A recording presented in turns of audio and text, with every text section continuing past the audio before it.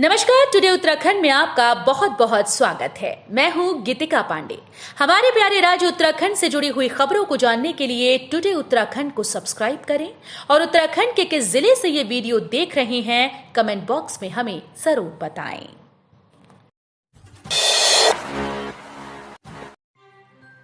प्रदेश मंत्रिमंडल की बैठक 3 अगस्त को होगी। ड्रोन पॉलिसी सहित कई प्रस्ताव आएंगे। प्रदेश मंत्रिमंडल की बैठक 3 अगस्त को राज्य सचिवालय में शाम 4 बजे से होगी। पहले ये बैठक 24 जुलाई को प्रस्तावित थी, लेकिन मुख्यमंत्री के नई दिल्ली प्रवास के चलते बैठक को स्थगित कर दिया गया। मुख्यमंत्री पुष्कर सिंह धामी की अध्यक्षता में होने वाली बैठक में ड्रोन पॉलिसी, MSME की नीति समेत राजस्व, कार्मिक, पर्यटन, शिक्षा विभाग से जुड़े प्रस्ताव आएंगे। उत्तराखंड के कई जिलों में होगी भारी बारिश, ऑरेंज अलर्ट जारी। भूस्खलन से यातायात प्रभावित। उत्तराखंड में मौसम ने एक बार फिर से करवट ली। एक बार फिर से पहाड़ों पर तेज बारिश हुई। बुधवार से शुरू हो गई बारिश अब कई दिनों तक जारी रहेगी। उत्तराखंड में आने वाले 4 दिन तक भारी बारिश की चेतावनी जारी की गई। मौसम विभाग के अनुसार प्रदेश में 30 जुलाई तक भारी बारिश का अलर्ट जारी किया गया। 30 जुलाई तक मानसून एक्टिव रहेगा और भारी बारिश को देखते हुए ऑरेंज और येलो अलर्ट जारी किया गया। मौसम विशेषज्ञों के अनुसार हरिद्वार जिले और पूरे उत्तराखंड में 30 जुलाई तक घने बादल छाने के साथ ही वर्षा की संभावना है। यूसीसी का ड्राफ्ट मिलते ही सरकार अगला कदम उठाएगी, बोले सीएम धामी। अंतिम चरण में रिपोर्ट। मुख्यमंत्री पुष्कर सिंह धामी ने कहा कि राज्य योजना आयोग की जगह गठित state institute for empowering and transforming Uttarakhand Setu प्रदेश में निवेश, अवस्थापना, विकास और नीति नियोजन का काम करेगा। विकास का जो लक्ष्य राज्य सरकार ने तय किया है, सेतु बनने से तेजी से आगे बढ़ेगा। कारगिल विजय दिवस पर आयोजित कार्यक्रम में पहुंचे सीएम ने कहा कि सीमा पर अपने प्राणों का बलिदान देने वाले पराक्रमी सैनिकों के परिवारों को मिलने वाली राशि बढ़ाने पर विचार किया जाएगा। बरसात के मौसम में तेजी से फैल रहा आई फ्लू। एक्सपर्ट से जाने लक्षण और बचाव का तरीका। बरसात का मौसम सुहावना होता है क्योंकि गर्मी से राहत देता है, लेकिन मानसून आते ही आंखों में संक्रमण की समस्या बढ़ जाती है। इसलिए बरसात के मौसम में आंखों का विशेष ध्यान रखना चाहिए। शहर के निजी और सरकारी अस्पतालों में आजकल आंखों के मरीज बढ़ रहे हैं। नेत्र रोग में सबसे ज्यादा आई फ्लू के मामले सामने आ रहे हैं।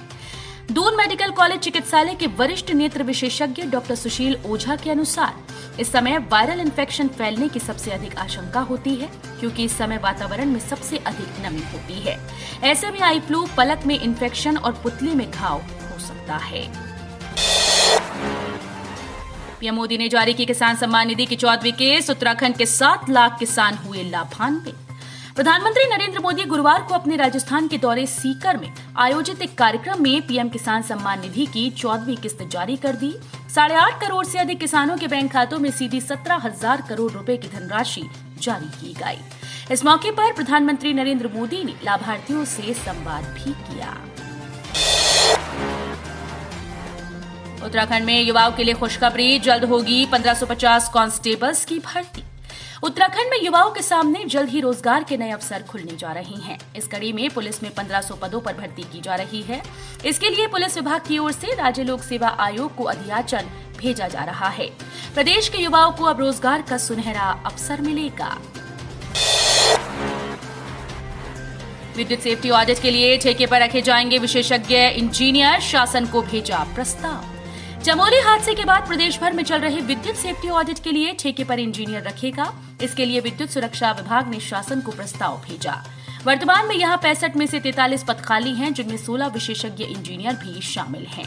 विद्युत सुरक्षा विभाग प्रदेश में बिजली से चलने वाली पेयजल, STP आदि सभी परियोजनाओं की विद्युत सुरक्षा ऑडिट कर रहा है। सावधान, फूड डिलीवरी बॉय काम के बहाने कर रहे रेकी। पुलिस ने सत्यापन अभियान किया तेज। खाने की डिलीवरी के साथ नशे का सामान सप्लाई करने की शिकायत पर पुलिस ने डिलीवरी बॉय का सत्यापन अभियान तेज कर दिया। पुलिस ने फूड डिलीवरी कंपनी के टीम लीडर्स और डिलीवरी बॉय के साथ मीटिंग भी की। 30 अगस्त से होगी उत्तराखंड PCSJ की मुख्य परीक्षा। इस दिन से जारी होंगे एडमिट कार्ड। आयोग सचिव गिरधारी सिंह रावत की ओर से जारी सूचना के मुताबिक उत्तराखंड न्यायिक सेवा सिविल न्यायाधीश परीक्षा 2023 का नाम अब उत्तराखंड न्यायिक सेवा सिविल न्यायाधीश परीक्षा 2022 होगा। इसकी प्री परीक्षा 30 अप्रैल को हुई थी, जिसका परिणाम 29 मई को जारी किया गया था। सफल अभ्यर्थियों के लिए अब मुख्य परीक्षा 23 अगस्त से 25 अगस्त के बीच होगी।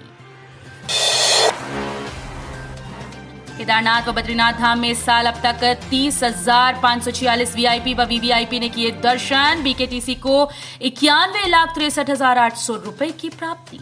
श्री बद्रीनाथ व केदारनाथ धाम में इस साल 2023 अब तक 30,546 वीआईपी और वीवीआईपी महानुभाव दर्शन कर चुके हैं।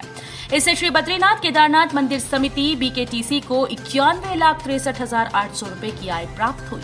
बीकेटीसी द्वारा जारी एक आधिकारिक वक्तव्य के अनुसार इस वर्ष 25 अप्रैल को केदारनाथ धाम के कपाट खुलने के बाद से अब तक 8,198 विशिष्ट व अति विशिष्ट और उनके संदर्भों से आए महानुभावों ने दर्शनों का लाभ उठाया है।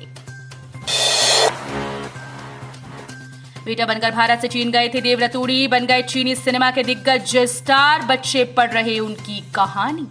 कहते हैं कि अगर आपके अंदर प्रतिभा है तो आज नहीं तो कल सफलता अवश्य मिलेगी। इसी उदाहरण को सच साबित कर दिखाया टिहरी के एक लाल ने। टिहरी के लाल देव रतूड़ी ने देश के साथ ही चीन में भी अपने हुनर का डंका बजाया। देव विदेशी धरती पर आज इंडियन रेस्टोरेंट्स के मालिक हैं। उन्होंने चाइनीज फिल्मों में भी अपनी प्रतिभा का लोहा मनवाया। उत्तराखंड टीईटी के लिए आवेदन की अंतिम तिथि नजदीक, यहां करें अप्लाई। उत्तराखंड विद्यालय शिक्षा परिषद की ओर से शिक्षक पात्रता परीक्षा के लिए आवेदन पत्र भरने की अंतिम तिथि 28 जुलाई 2023 निर्धारित की गई, जो कि अब नजदीक है। इसलिए जिन उम्मीदवारों ने अभी तक यूटीईटी 2023 में भाग लेने के लिए आवेदन नहीं किया और आवेदन करना चाहते हैं, वो ऑनलाइन माध्यम से ऑफिशियल वेबसाइट ukUTET.com पर जाकर ऑनलाइन फॉर्म भर सकते हैं। रुड़की शहर में पटरी से उतरी यातायात व्यवस्था, सिविल लाइंस में लगा जाम, फंसी रही एम्बुलेंस।